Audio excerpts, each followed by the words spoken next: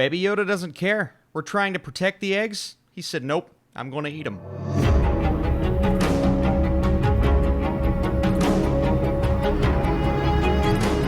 What is up, Mandalorian fans? Welcome back to my channel. It's really late for some and extremely early for others. For me, it's early, but I had to get up and watch the brand new episode of The Mandalorian. Last week, we did more of a spoiler-filled, in-depth video. Took a long time to edit. This week, we're just going back to normal. We're talking about the episode, a simple reviews. Full spoilers ahead, of course. If you haven't seen the episode, I'll give you my quick thoughts before we dive in, but we are going to talk about this week's episode, which some may see as more of a filler episode, and I understand why. It wasn't the most crazy episode we've seen of the show so far, but there were still some good elements to talk about, so we're going to talk about it. Mandalorian, one of my favorite shows on TV. Let's get into it. So in this week's episode, there is a passenger with precious cargo that the Mandalorian must take on a risky journey, but they kind of get caught on this ice planet filled with interesting-looking creatures. Now, there are so many things about this episode that I look at, and I think we can all say this is more of a filler episode than anything, and I won't lie to you, it's not my favorite episode of The Mandalorian. It's just not. Now, within that, there are some really good elements that I'd love to talk about, and the first element is the obvious harken back to some of these old school horror movies. I felt a lot of Alien in here. You can even draw Harry Potter and Lord of the Rings comparisons with the spider creatures kind of surrounding our heroes on this ice planet. My light just went out. This side of my face is dark. Yeah, man, I mentioned Alien, massive Chamber of Secrets vibes, massive Harry Potter. Well, really that fear that you get from seeing these creatures. I thought the creature design was really good when they're getting chased through the ice planet and they're all just kind of crawling up behind Mando and Baby Yoda.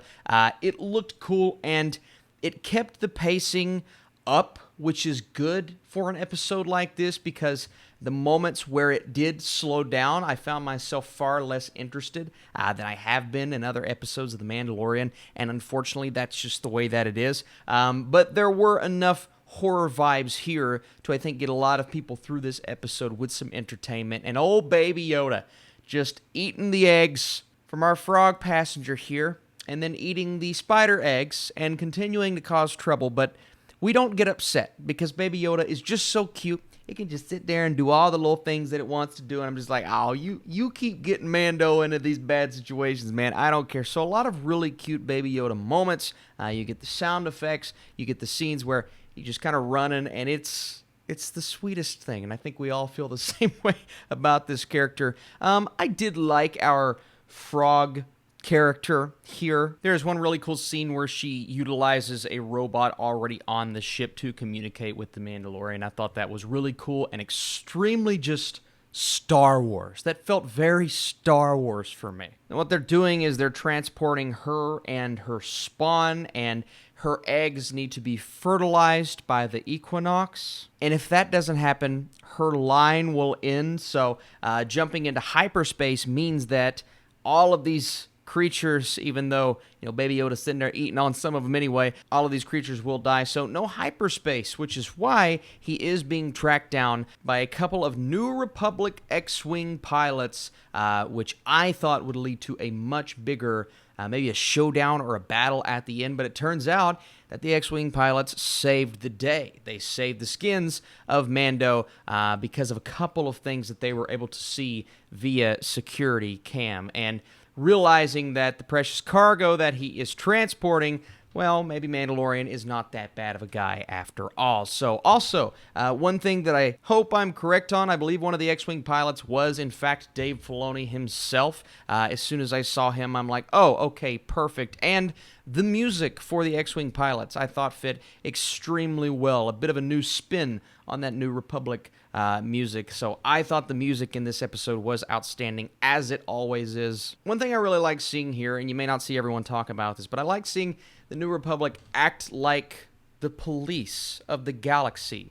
of sorts, tracking down what they perceive to be criminals in The Mandalorian. And even though we maybe didn't get a showdown or something along those lines that we anticipated, we still got some cool moments from that at the beginning and at the end of the episode. But the majority of the episode really is just Mandalorian, Baby Yoda, and this frog passenger just kind of finding their way through this ice planet since they end up being stuck there and running from these terrifying creatures that adds sort of a horror spin on this Star Wars episode. And even though, again, I'll talk here in just a second about the fact that I'd like to get back on the storyline that we were on, I do like seeing different genres thrown into Star Wars. Everything from adventure to action to fantastical, which we've seen before, and now some horror elements. I mean, everything from the design to the way that they move to, shooting those little spider webs at our character and coming through the door when he's shooting the flamethrower. I think all of that looks really cool, and it keeps the episode tense even when the story isn't as inventive as we want it to be. And now last week we got that tease of Boba Fett. Well, most are saying Boba Fett. Some others are saying, well, maybe that's Rex. Who knows? But I believe it to be Boba Fett. But like I said in last week's video, I just feel like that is a tease for something episodes in the future, definitely later on this season, but episodes in the future.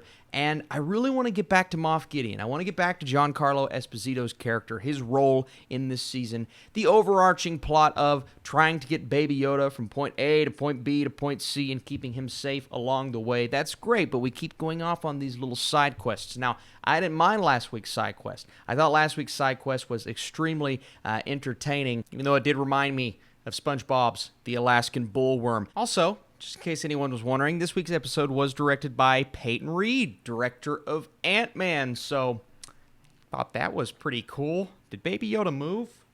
But this week's episode, even though entertaining, and yes, there was some tension here and the horror vibes from the spiders, again, throwing it back to something like a Harry Potter and the Lord of the Rings, nice little side quest. That's about as far as I can go with this episode. It really did feel like a side quest, and to say that I'm completely upset and I'm throwing a fit, and I understand some will because it's Star Wars and every episode has to be perfect, but I feel like if this did drop every episode of this season in one day and we were able to just binge through it, we wouldn't be as upset with this one episode.